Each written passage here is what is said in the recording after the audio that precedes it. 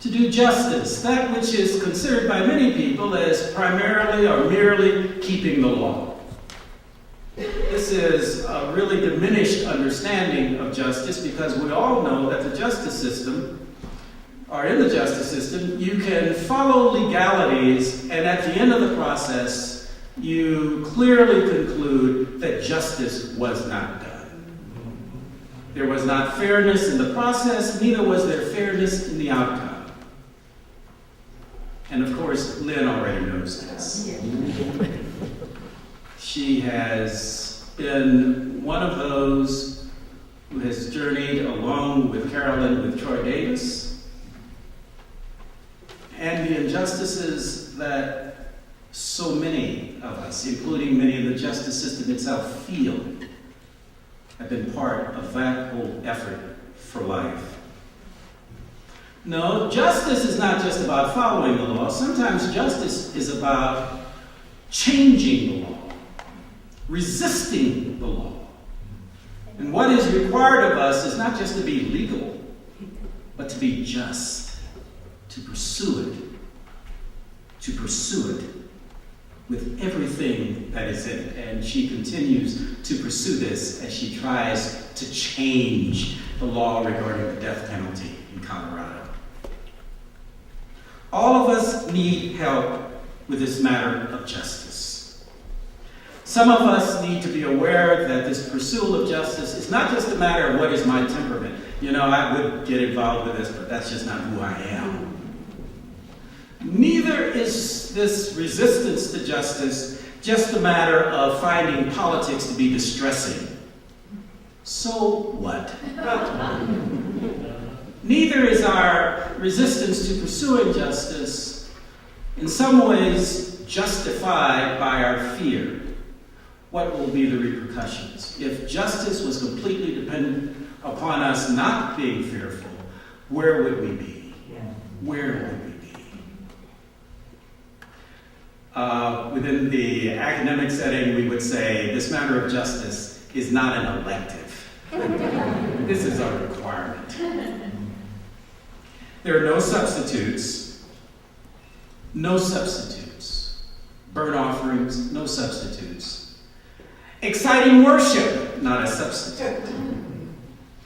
Great dramas of the aesthetic, not a substitute.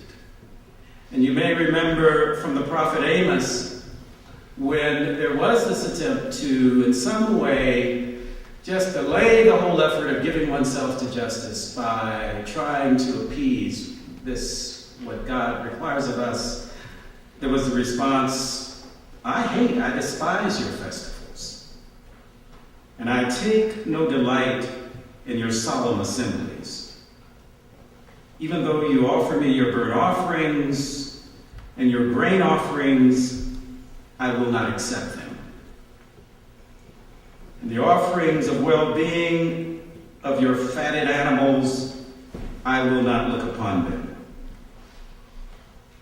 Take them away from me, including the noise of your songs. I will not listen to the melody of your harps, but let justice roll down like mighty waters, and righteousness like an ever-flowing stream. Justice, justice has no substitute. To love kindness, seemingly simple. We sing about it, we preach about it, we have lessons about it, we have dramas about it, and still also so difficult. Some who are engaged in justice will often find themselves very much ready for public policy discussions, demonstrations, all of the ways in which one calls and tries to rally people for fighting matters of injustice, and all of that is important. But sometimes, even the fight for justice becomes for them a substitute for loving kindness. What does it mean to be on the forefront of battling battling for the rights of immigrants and to not know an immigrant.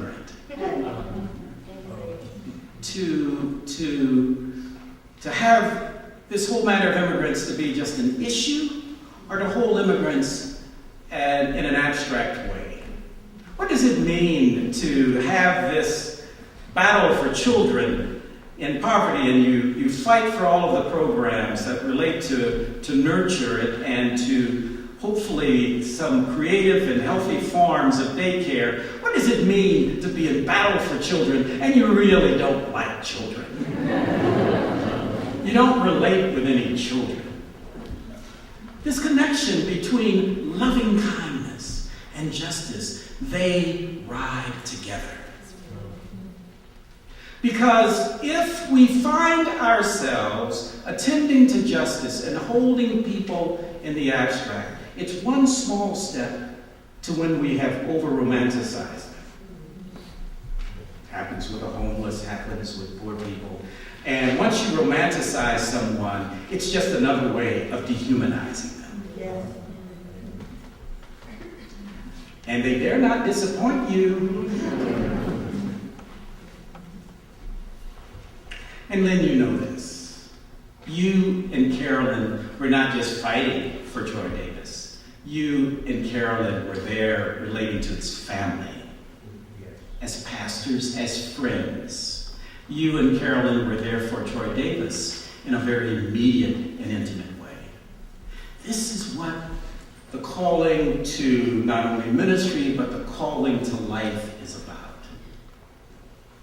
And you have known how to bear witness to this. And what will be such a challenge is how you help others to bear witness to this. To be kind. Sometimes kind to other family members, which is not the easiest of tasks. To be kind to strangers who have perhaps nothing to give back to you except the fact that they are strangers and you have the opportunity to offer hospitality.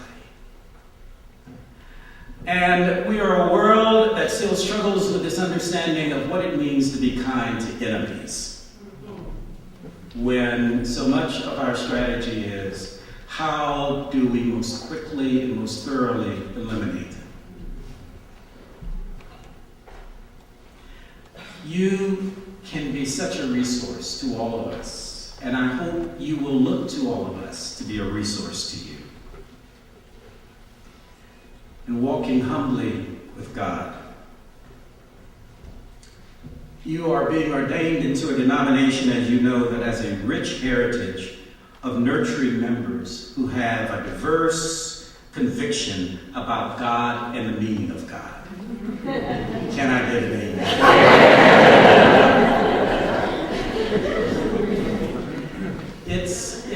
It's wonderful, because there are so many other settings in which the conversations could not happen. You know this. You value this. And some of the challenge with such richness, with such possibility within the midst of the congregation is how then does one take seriously that there are persons who are so intense in their seeking and pursuit of that which is ultimate in life, their pursuit of that which is God to them, how one then is able to have community when in the same fellowship there is this reality, as well as those who are convicted that God consciousness is not necessary to their journey. And if pushed, would say, God consciousness is not necessary to anyone's journey except those who fall back on it as a kind of crutch. When you work that out, write a book.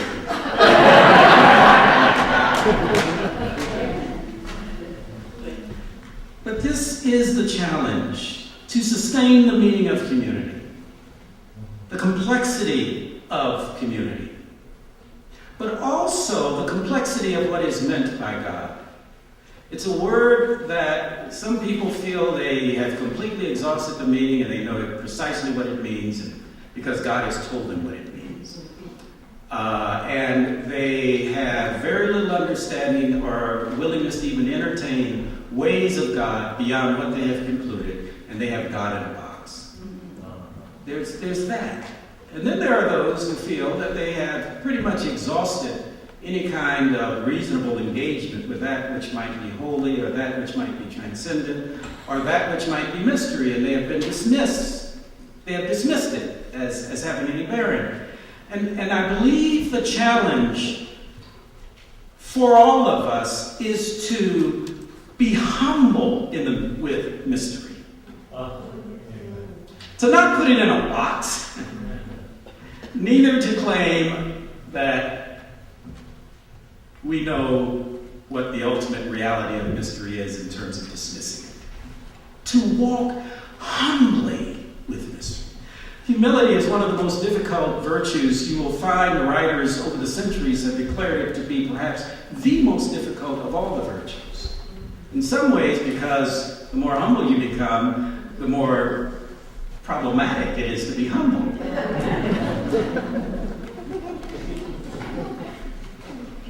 But this is our calling, and this is what gives richness to life, the mystery. And we can miss it. We can conclude that we have lived long enough to, in some way, come to a wisdom that enables us to either be conclusive about it or to dismiss it. A number of years ago, I was out jogging, and I saw in front of me this girl. She looked like she was about 6 years old. She was walking with her mother and her dog. And as I was jogging by, wanting to sustain what was for me going to be a good time that day of jogging, all of a sudden she started running along beside me. And as she was running along beside me, she said, I like my dog. Do you want to pat my dog? I said, no, I don't want to pat my dog. She said, do you have a dog? I said, no, but I used to. And we kept running. She was running along beside me. She was really working to keep up, not because I'm all that fast, but my legs were longer. And she went on to ask me, she said, you run really fast. Do you run races? I said, no, I don't run races now, but I used to. And just about another 10 seconds went by, and she was spent, and she stopped. And I looked around and she spread her arms wide and she said, it sounds like you used to live a big life.